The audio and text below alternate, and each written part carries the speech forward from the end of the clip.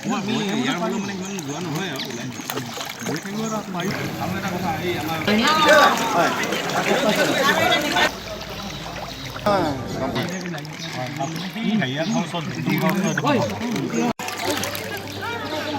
মনাটো মেলি দিয়ক বাকি পানী দিবগৈ লাগিছিলে তেতিয়াহে আমি গৈছিলোঁ এইফালে ওলাই লওক বোকা লাগে ন অলপ আমি সিফালে গৈছিলোঁ মই এতিয়া আছোঁ শিৱসাগৰৰ বানপানীৰ মাজত ভয়াৱহ বানপানীয়ে চাৰিওফালে আক্ৰান্ত কৰিছে। এতিয়া নিমাইজানৰ বিস্তৃত অঞ্চলৰ মাজত আছোঁ আৰু ইয়াত যথেষ্ট ভিতৰুৱা অঞ্চল যিবোৰ আছে অকণমান পানী শুকাইছে, কিন্তু তথাপিও এতিয়াও এবুকু পানী আছে।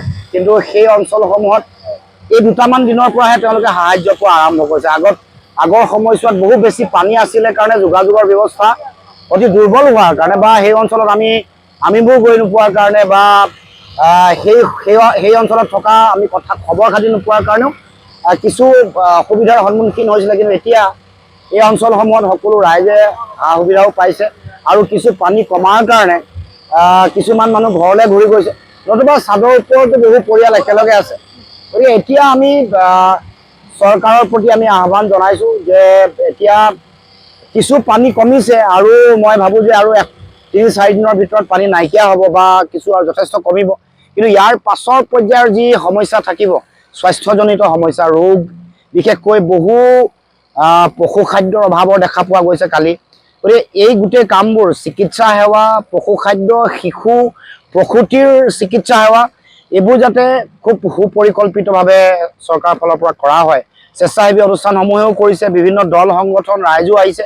আমি সকলোকে আহ্বান জনাম যে আগন্তুক দিনসমূহৰ হেল্থ এণ্ড হাইজিন, তাৰ লগে লগে চিকিৎসা সেৱা, বিভিন্ন ধৰণৰ বানপানীৰ ফলত উৎপত্তি হোৱা বিভিন্ন ধৰণৰ ৰোগৰ প্ৰাদুৰ্ভাৱ হোৱাৰ সম্ভাৱনা আছে। গতিকে আমি সকলোৱে সন্মিলিতভাৱে এই বিপদৰ সময়ত যাতে সকলোৱে লাগে আৰু সকলোৱে সেৱা আগবঢ়ায়, তাৰ কাৰণে সকলোৰে প্ৰতি মই আহ্বান জনাই।